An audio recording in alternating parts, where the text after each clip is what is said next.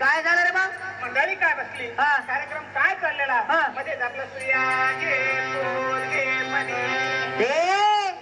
तुझ्या घरामध्ये काय चोरी करायला आलं काय? काही डाकं टाकायला आलंय? तुझ्या घरी काही चोरी करत नाही, काय डाकं टाकत नाही? कोणा बाकरीचा कुटका देखील जात आहे? भाकरीचा कुटका पाहिले इकडचे तिकडचे लोक येतात आणि आपल्या मराठी माणसाला परेशान करतात.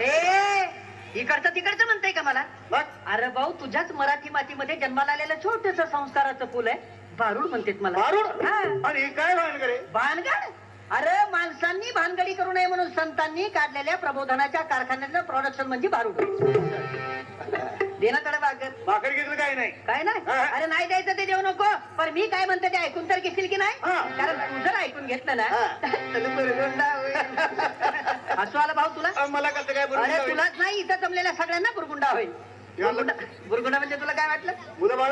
अरे भाऊ, बुरगुंडा म्हणजे लेकरं बाळा नाही. अरे बाबा, बुरगुंडा म्हणजे आमचं भाषेमध्ये बुरगुंडा या शब्दाचा अर्थ आहे ज्ञान. तुला ज्ञान होईल की 4 युगाने 10 अवतार आमच्याच तरध्यामध्ये असतात. तुझ्या आहे तुझं पाशी, परंतु तू जागा चुकलाशी आणि ती चुकलेली जागा दाखवण्यासाठी संतांनी ग्रंथांचं, भारुडांचं, वाङ्मयांचं निर्मिती केलेलं आहे. भाऊ मला सांग, एखाद्या वेळी ग्रंथ जुनं झालं, त्याचा दुसरा आवृत्ती करतायत, भारूड जर फाटायला लागलं त्याचा झेरॉक्स करून ठेवतायत. परंतु मला सांग भाऊ, ज्या ग्रंथांचा संस्कार करून देण्यासाठी या नरध्याची प्राप्ती आम्हाला परमात्माने करून दिली, या नरध्याचं झेरॉक्स मशीन झालं का रे भाऊ तयार? नाही.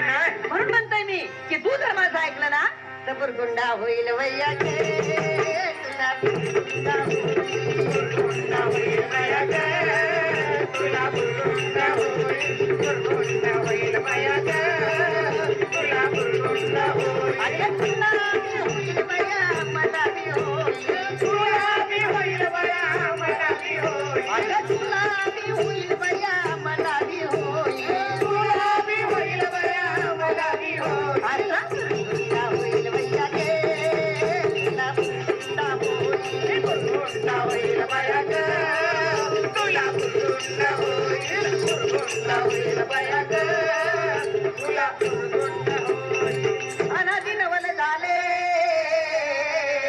स्वानंद गुरुकुळा सवे घेऊन आले, प्रेमाचा कुंकू बाळी लागले.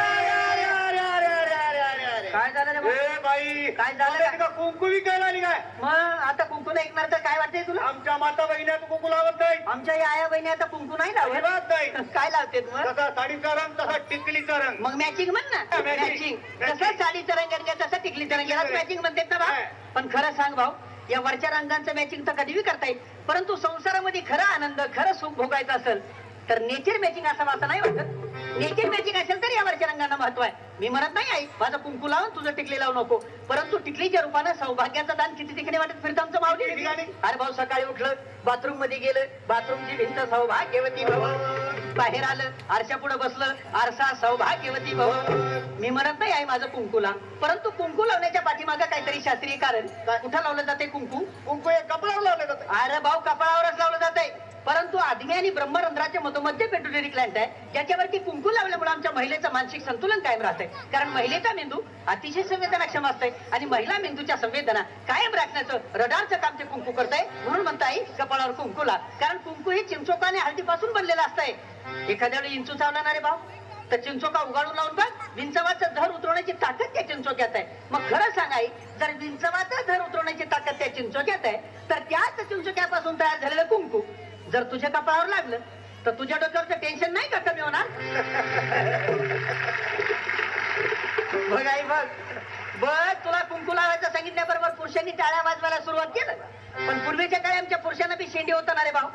आता हाय शेंडी काय सापडत नाही. आता नाही शेंडी. शेंडी शेंडी म्हणजे काय? शेंडी म्हणजे शेंडी म्हणजे लांब केस. हे भाऊ, शेंडी म्हणजे लांब केस नाही. अरे बाबा, शेंडी म्हणजे माणसाच्या मेंदूरूपी टीव्ही मध्ये सद्विचारांचं प्रक्षेपण करणारा अँटिना. आता ते अँटिनाच राहिलं नाही तर कसं रिमिक्स बसणार नाही बाबा.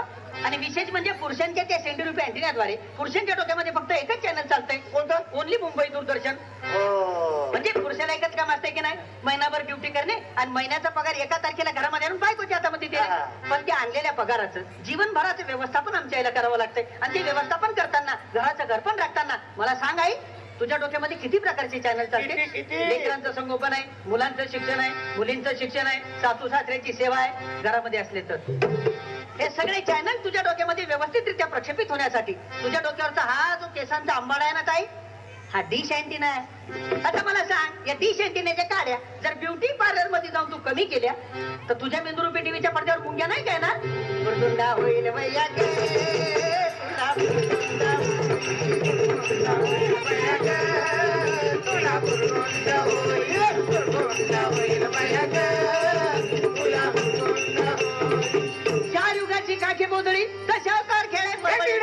काय झालं? तेव्हापासून घाण वास येते त्या पुतळीचा. खरंच वाटतो. या पोतळीचा वास येतोय. हा. अरे भाऊ, ही पोतळी नाही. नाही? अरे ही पृथ्वी आहे. हा? हे रंगीत रंगीत तुकडे आहेत नाही, अनेक प्रकारचे देश वा. आहेत, पण ही पृथ्वी आहे. हा. मला बी सोडू नको समजू. हा. हे तुम्ही आम्ही जे आहेत ना आजकालचा मानव, ते मी आहे. बरोबर. आणि तुमच्या प्रत्येकाच्या घरामध्ये ज्या लेकरांनी जन्म घेतला ते उद्याचं भवितव्य हे आहे. अरे बाबा, माणसाला सुरक्षित ठेवण्यासाठी पृथ्वीवर पूर्वीच्या काळी डोंगर होते, नद्या होत्या, पशु होते, पक्षी होते, प्राणी होते. पण माणसानं स्वतःच्या सुखासाठी या पृथ्वीला सगळंच सगळं बर्बाद करून टाकले.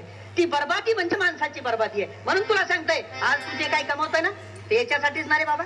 बरोबर. याला चांगलं राहायला घर मिळावं, याला चांगलं सुख मिळावं, याच्यासाठीच ना. पण उद्या मला सांग, तुझ्या स्वतःच्या आतताईपणामुळे जर या लेकराला उद्या शुद्ध हवा नाही मिळाली, शुद्ध पाणी नाही मिळालं, श्वास घ्यायला एक सुद्धा हवेचा कण नाही मिळाला, मला सांग वारशामध्ये तू याला काय देणार आहे? म्हणून सांगतो मी, तुला जर सुरक्षित राहायचं असेल तर पर्यावरणाचं रक्षण करण्यासाठी एक तरी झाड लाव. आणि असं कोण सांगितलं? एका जनार्दनी आनंद झाला, संती जय जयकार केला, हा शकून कुरकुला पाहो, तुला गुंडा होईल वैया गे, तुला गुंडा होईल, गुंडा होईल वैया गे.